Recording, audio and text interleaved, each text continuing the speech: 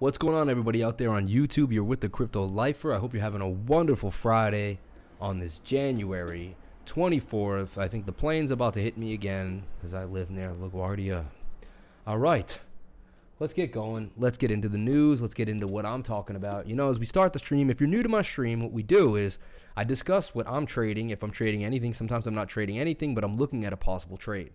Then I get into the news. Then I go back to the original trades that we talked about, usually 30 or 40 minutes. And within the news, we kind of go back and forth to the price of Bitcoin just to keep you updated. So you don't have to do that. You can just watch my stream and kind of be included with everything. So sorry, I just moved my mic.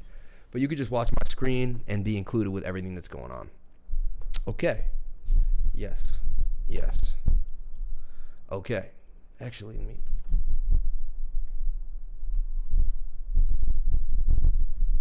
Apologize for that. Just raise the mic a bit because I'm moving it away. Okay. All right. First thing I want to talk about, as I do on this crypto channel, is Bitcoin and gold. I like to go over the price of gold because they're not directly correlated, but what they do is they tell us things about the economy that then forecasts usual reactions, and it can tell certain things about each other. Like Bitcoin can tell us a little bit about gold and vice versa. All right, so let's take a look at Bitcoin. Where do I see Bitcoin? Again, I never know where Bitcoin's going to go long term. I'm bullish long term. I say over 100,000 by 2022. I think by 2021. And I also think Bitcoin will go over $1 million one day.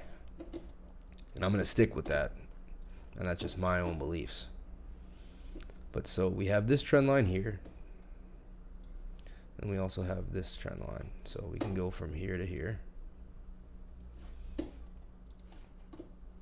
And then that spike is kind of strange. I like to leave weird spikes out like that because it would, you could tell it was just a pump and dump. So to me, it was unhealthy and it was definitely manipulation. So I don't include it in this triangle that I'm making here. So we're at the bottom of a trend line and we have a bigger trend line playing out here as well. This one. Okay. We are underneath our VPVR, which is a very bought and sold area here. And it's showing us that was a major place, that 8,600. And we lost, okay? The bulls lost. We gave in.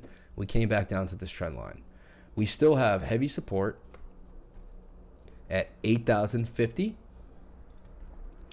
8,194, and lastly, right where we're sitting at 8,280, like right where we're at. You can see we had some resistance here. That's loud, man. Like, that's almost too loud. The airplanes are too loud. You need to close that the window for me, please. I thought my headphones were too loud. No, the airplane is just so loud. I'm so sorry, guys. All right, so, and if we looked at a measured move, if we were to break out of this, which would be nice, but if we were to break out of this, put us up here at 9,400, okay? Aggressive buy right now at the bottom of the trend line.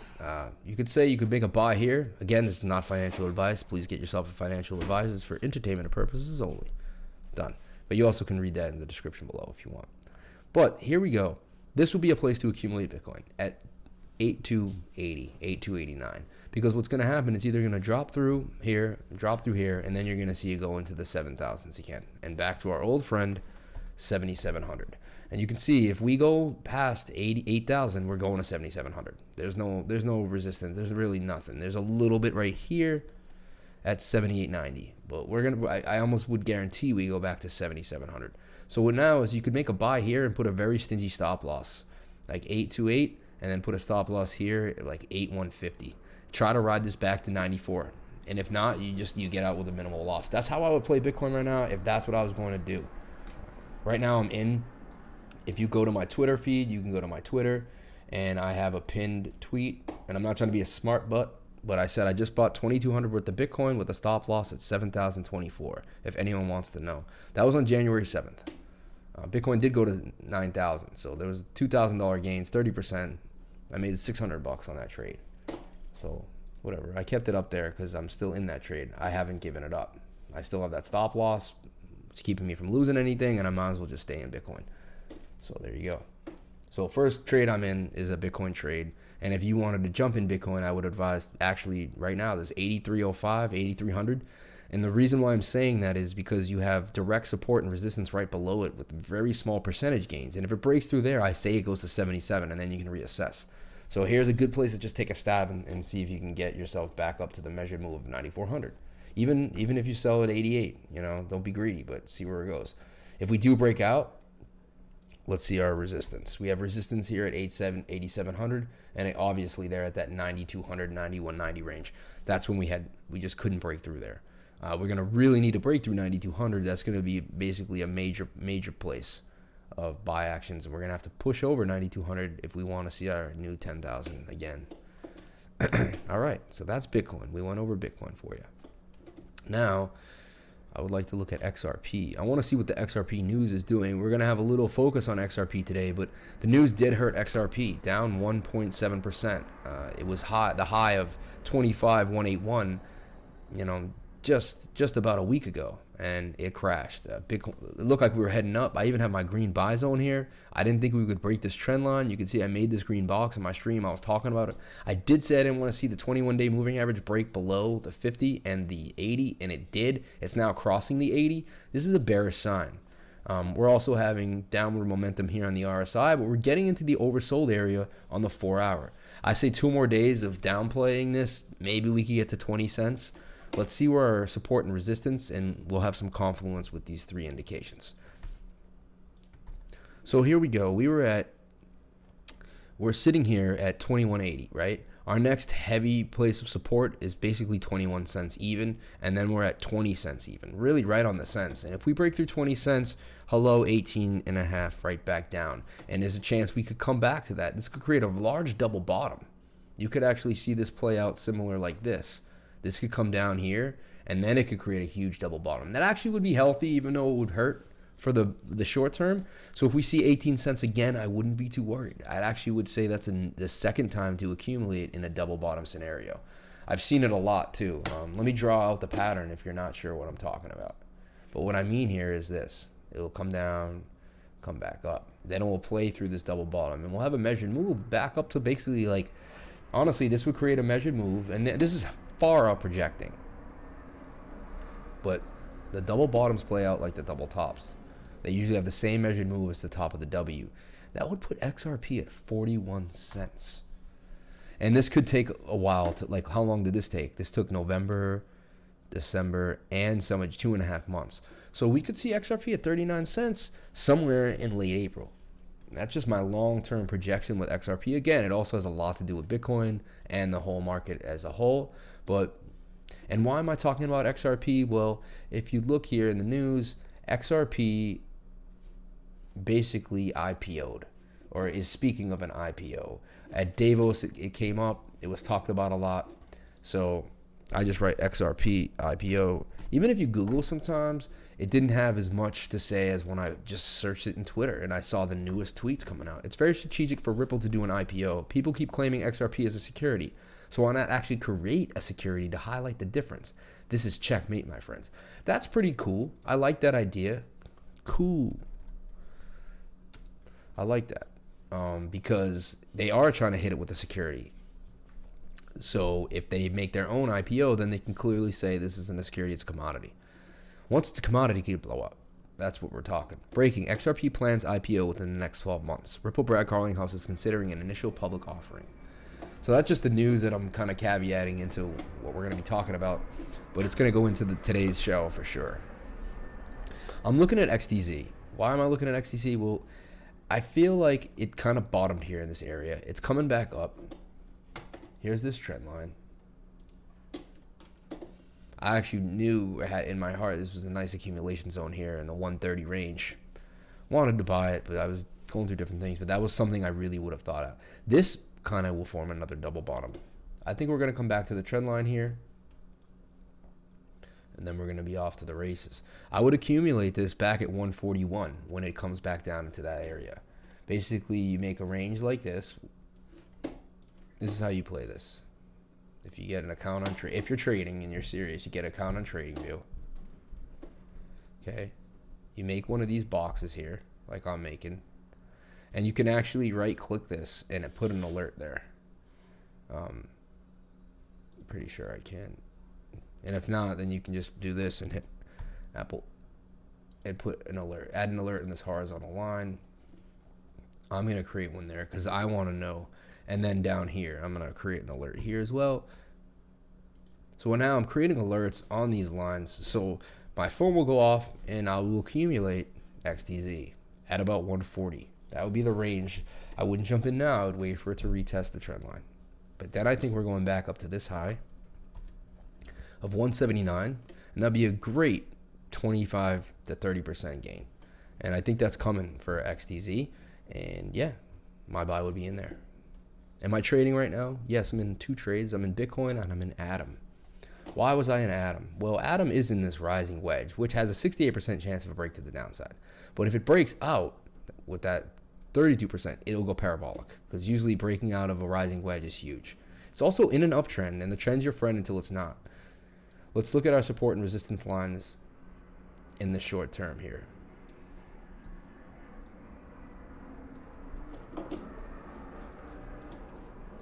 Now our VPVR is indicating 428, still around that 430 range. This was a trend line I drew. We were up here. I didn't want to see us come back to the trend line. I thought we would kind of bounce off these supports and keep moving, but we did come directly down to the trend line, and we're bouncing off the 200-day moving average as well. I had an accumulation range in here that was earlier, here at this $394 range. Now what I did is I ladder buyed in a 470 with a 5% stop loss, basically at 440. No, 450. Then I got in at 440, and I also got in at 450 when it was just coming out of this triangle here. See this triangle? I played this breakout of this triangle here. Came up, came back down pretty hard, and then it came out again. I was basically up like $100 at one point in those 3 different trades, and 2 trades got knocked out. I lost $50, and now I'm still in the original trade in at 440. So I'm break even right now, and there we go. There's an alert going off, so you can see how that works. Pretty cool. Let's see if we can get back down into that range. Link's also something. So these are the 3 coins I'm really looking at, because I've been looking at them all very closely. Is Link, Atom, and XTZ.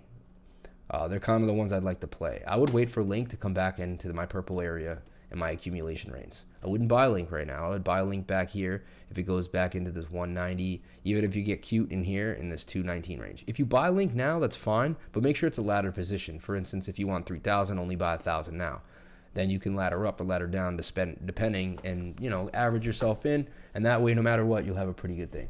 What's up, Patrick Gordon? How you feeling, man? I really appreciate you, and you were also one of my favorite subscribers. If I remember, you hooked me up with some XRP, and I really appreciate that. I hope you're having a wonderful night. I hope things are going well for you.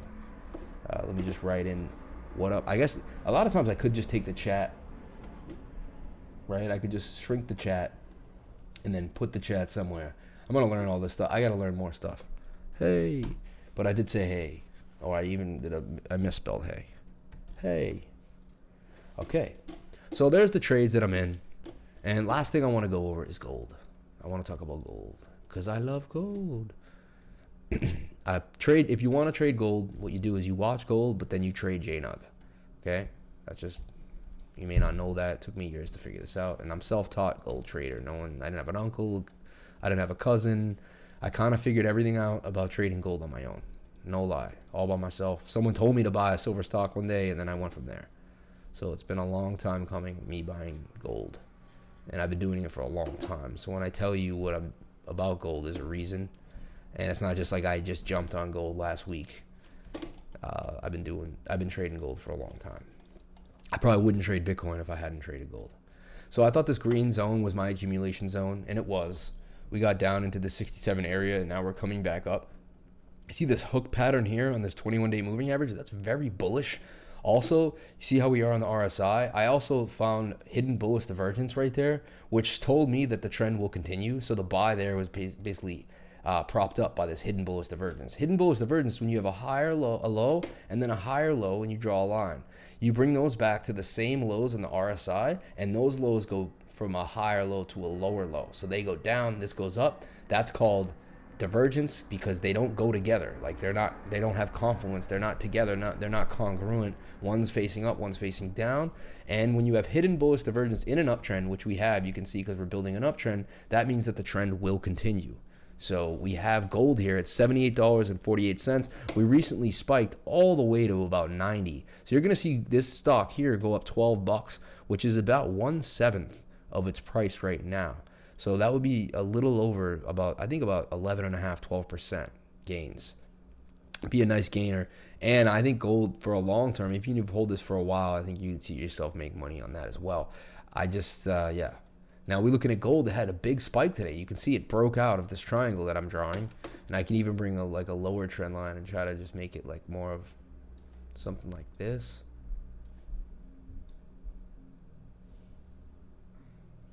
Almost see something like this too.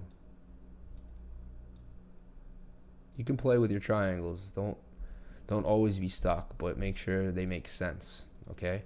But yeah, we broke out. Are we gonna come and retest this line, 1566, and boom out?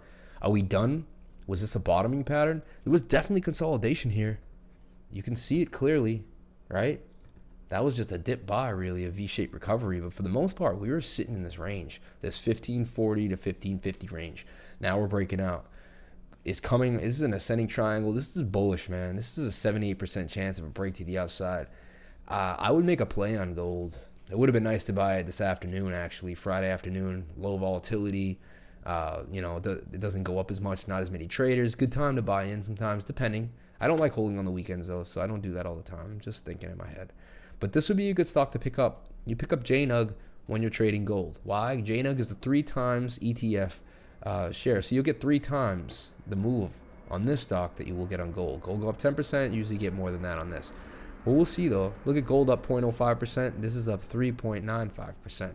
So that's what, 8 times, right? And it says 3 times. 3 times would have just been 1.5%, right? But it's up even more than that. So this is why you trade this. It's actually up even more. It's up like, let's do the math. It's up 8 times, okay? 8x on that move. You get 0.5 on gold, but you get 3.95 on JNUG. You can also do JNUG, and it comes in 2s. JDust, this is the bear. This is shorting it. And you can see shorting the market has not been good. If you were buying this and you were shorting gold, you've been getting pounded. Don't short gold. Not this year. Not when the Fed's printing money the way it is and the repo market's out of control. I wouldn't do that. All right, let's get into the news.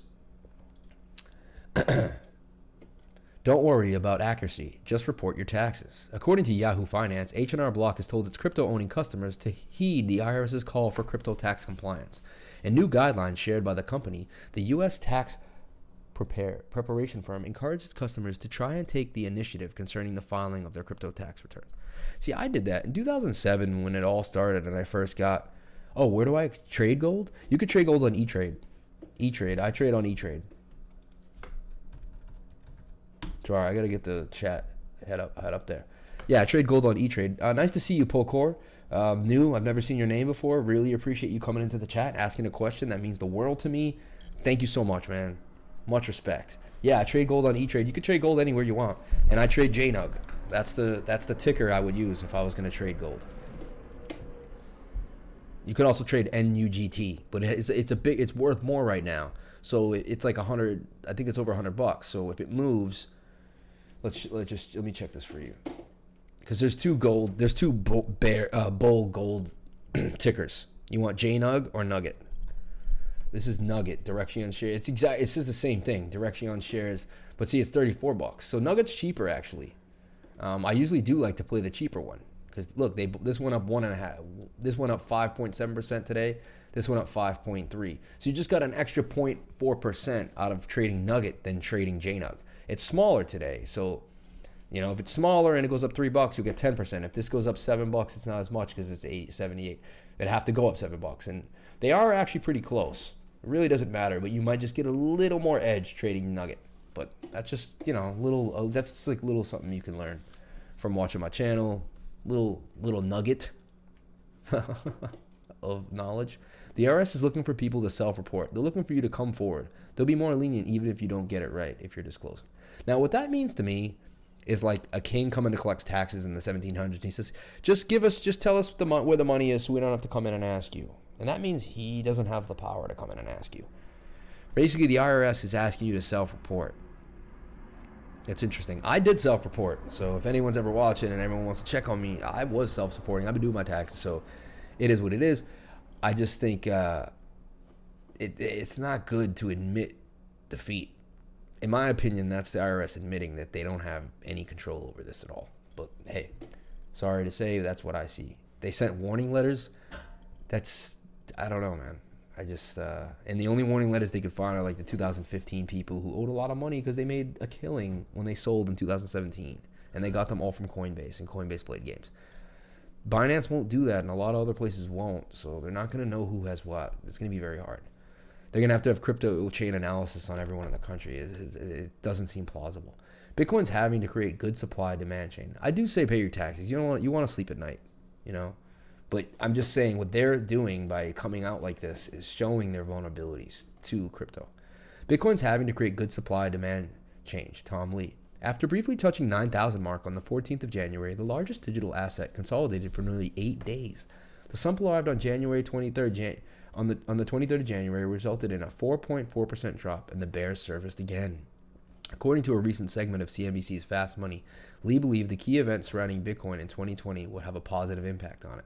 He identified Bitcoin's imminent halving in May, which he believed would create a good supply-demand change, since miners' block reward would be cut in half. He also added that the current geopolitical tension between US and Iran is good for crypto, with institutional clients piquing their interest with Bitcoin. Moreover, Lee added that Bitcoin's rise in 2019 was shunted due to the opposition from the White House, but since the presidential cycle is underway, another criticism may not appear in the headlines. His last Bitcoin predictions, what did he say?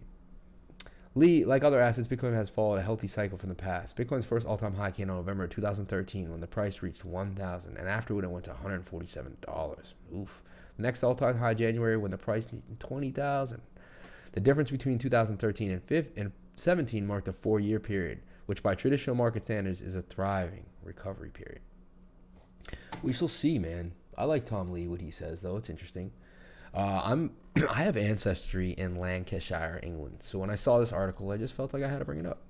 UK's Lancashire Cricket Club activates blockchain secure ticketing. England's Lancashire Cricket Club recently announced that it has teamed up with Tixingo, a blockchain mobile ticket platform, to enable mobile ticketing via blockchain for all domestic and international fixtures at the Emirates Old Trafford. With this, the club thus became the first ever cricket club to use blockchain technology to sell tickets. The main advantage of employing blockchain technology in ticketing is the elimination of the possibility of fake tickets, as per the team's statement. It easily plugs into Lancashire's existing ticketing system to give fans a better and more secure digital mobile ticket experience. Hey, if blockchain works that seamlessly and that easily and creates that much more of a secure experience for the buyer that's coming and supporting your team, why wouldn't you use blockchain? Peter Brandt remains bullish on blockchain. Brandt's my man. I mean, he called that pump out of nowhere, which I don't know how he did, but he did. That 7,000 to 10,000 pump, that was crazy that night. Peter Brandt is one of the most popular Bitcoin analysts on Twitter. In the last 24 hours, Brandt has made a bullish case for Bitcoin, which counters many who thought the market would slump because of the Chinese New Year. We've been going back and forth about that. A lot of times the Chinese do sell before the New Year. It's interesting, but usually the selling would have started already, and then a week later it picks back up. So someone did a video on this. I believe it was Sunny Decree, and he shows you the beginning of when we have the halving. Oh no, I think it might have been Altcoin Daily, and I'm sorry if I'm not remembering who it was. I think it's Altcoin Daily. He shows you, it was Altcoin Daily. He shows you what happens during the Chinese New Year, and he basically proves that we dump right before it, and then a couple days after the end, we begin to pump or pump halfway through it. So reasons to believe current correction in Bitcoin could hold. Retesting upper boundary of the channel is normal. Retesting the 18-day moving average. No 3D TSR has been triggered. January 4th low remains intact. Should above items change, the more serious correction could occur. But for sure, we have this low, we have a higher low, and then we have yet another higher low. Now, if we break that low, of course, charts are constantly morphing. The idea of drawing a chart boundary definition to be fixed forever was discounted by serious traders 80 years ago. Often the exact configuration is clear only after the fact. He's right. Like, you saw me. I just talked about that. I was moving my triangle around, and I was like, well, maybe I should move it here and move it there. Once it's over, then we can draw the triangle perfectly and see where it was. But for then, we're always kind of moving and guessing and putting ourselves where we think we are, you know? And in a rare, that's why he's been doing this for such a long time. We should listen to him. In the rare glimpse into the mind of a trading veteran who has survived and thrived in the markets for 40 years, Peter Brandt in this tweet offers Zen-like sage advice to fellow traders. Brandt argues that a retest of the breakout we've had on the top of a year-long downward channel is normal, and he wouldn't be surprised to see more upside in the near future. He does, of course, add that a more severe correction could take place if the top channel breaks to the downside. I mean, it's kind of like we're all saying, right? Matty Greenspan, former senior market analyst of eToro and former quantum economics, concurs with Brandt's bullish sentiment and noted at the strength of Bitcoin's rebound, he notes that the recent bounce off the interim 8,200 support level is a positive sign. The 20,000 pattern suggests Bitcoin could rally 135% in the coming months. Bitcoin has been stuck with the consolidation phase for the past several days, which was first seen when the crypto was rating around 8,600. This was followed by a range of expansion when Bitcoin dipped to the lows of 8,200 overnight before bouncing back to the mid-8,000 region. The bout of sideways trading may not last long, as the cryptocurrency could be on the cusp of a major upwards movement that lead it to break into coveted 5-figure price region. The major move that leads Bitcoin to this price level, however, may not occur until it taps roughly 7,300, meaning it could see more near-term downside. I would love to see 10,000 again and just never see 9,000, man. How many times I got over 10 and I said, oh, we will never see a $9,000 Bitcoin, and we did. Ripple chief bashes Bitcoin while XRP tumbles again? I don't think he did. I didn't read this article fully yet, but in my mind, I feel like this is whoever wrote this article is skewing evidence. Skewing the information. Ripple chief executive Brad Garlinghouse has been bashing Bitcoin again on its potential for being a major payments network. Meanwhile, the company's own digital currency, XRP, has added to its losses this week. Speaking to the Wall Street Journal recently, Brad Garlinghouse was not very complimentary about Bitcoin, even though he's been in the past. And he said he even owns Bitcoin and he's bullish for Bitcoin and he's bullish long term. He's not very confident about Bitcoin. However, the comments are par for the course, coming from a company promoting its own centralized payments platform. I'm bullish on Bitcoin as a store of value, but not for payments. You don't want to use Bitcoin at Starbucks. By the time you get your coffee, it'll be cold. He says that now, but there could be updates to it. And that's him really not bashing it. He was just saying, and he said right there, I am bullish on Bitcoin as a store of value. See, I knew this article was like kind of whatever. I think this article is kind of... honestly, the point I brought this article up is to show you how a lot of articles they just throw a title out here, but then even if you read the meat of their article, it doesn't even coincide with their title. Like, they're just clickbaiting themselves to death. It's horrible. But Ripple is a step away from an IPO, as Brad Garlinghouse said up in Davos. Ripple having an IPO is a greater move for XRP. It's a decentralized, otherwise a security. You know, they're saying that the longevity of Ripple goes to the longevity of XRP, and if they have an IPO, it just makes them stronger. What did Crypto Eri say? Because she's very regular crypto updates. IPO, not if but when. And what does it mean for Ripple? One thing is for sure, XRP will be in the spotlight. She's right about that. So check her out, Crypto Ellie, and go see what she had to say about it all. Very interesting.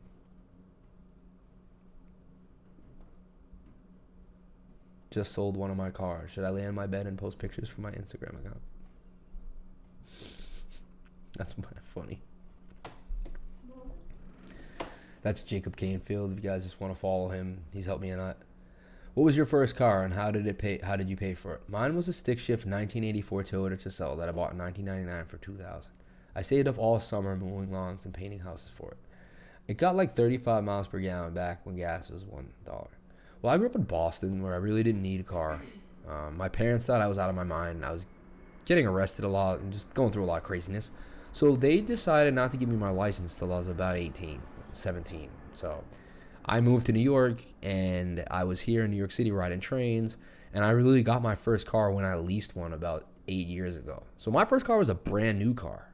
It was a little Elantra, you know, but it was brand new. It was pretty cool. So when I started my business, my own corp, I was able to lease a car, you know.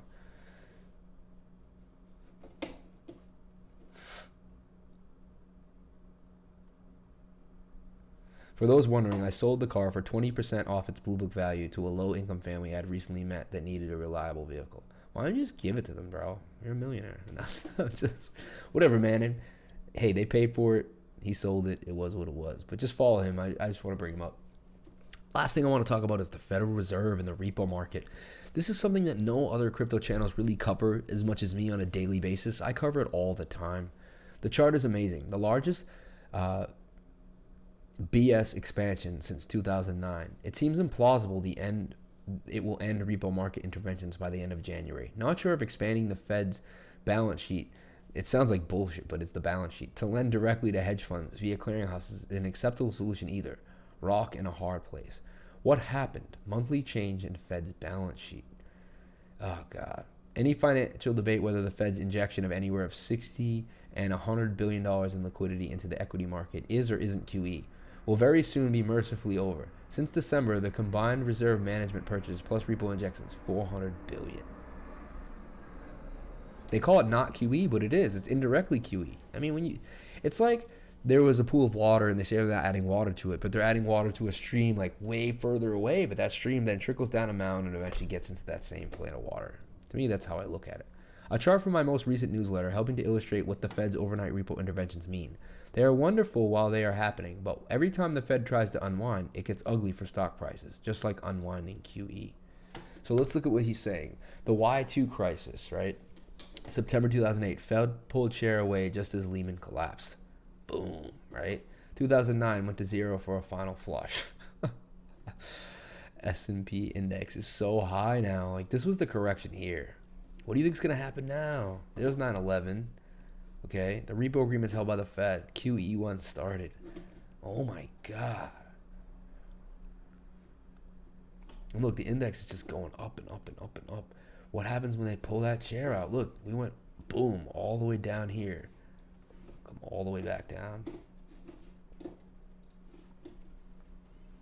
Which bank will bring down the banking system first? This is my number 3 pick. 95% drop in 11 years. Others are just days, weeks, and months away from sending repo markets out of control. Listen out for the Fed taking over the repo market. This is a key indicator. Pop. It's true. Eventually, they're going to have to actually take over the repo market. It's going to have to happen in that way.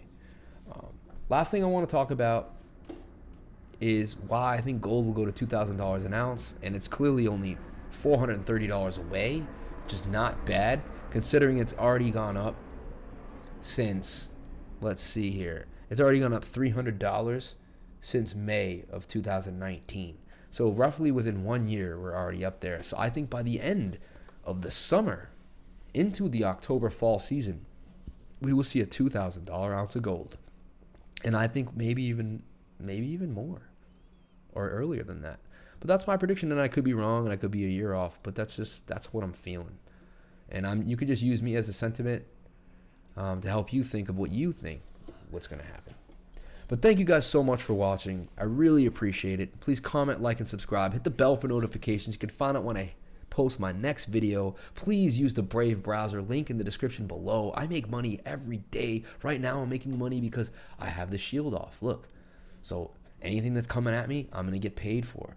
So please use the Brave browser. Also use my Coinbase account, link down there, if you want to open up and buy some Bitcoin for the first time ever. You get $10, I get $10. It helps us all. And if you just want to donate, I have my addresses in the description. Please go to those addresses and send me some XRP. Send me some Bitcoin, some Litecoin. I would really appreciate it. It would be great. It keeps me going. I have to do this. I go online every day as much as I can if I'm not sick or my life's out of control. And I put a lot of effort into my channel, and I'm going to be getting more people like McAfee. I'm looking into Mike Novogratz. There's a lot of people I really want to interview for the channel. I'm going to get better at interviewing. I'm going to get better at bringing you guys news, and this is going to be just an amazing channel. So stay with the Crypto Lifer. Watch as crypto becomes more and more part of my life, and let's see where this crypto journey takes us all. Thank you guys so much for watching. Please comment, like, and subscribe. Have a wonderful night. If you're going out tonight, you know what? I advise you just stay off the alcohol. But if you do drink some alcohol, just drink a little bit. Have a good time. Have some conversations. Don't get so drunk that you can't even get in the cab tonight. Have a great night.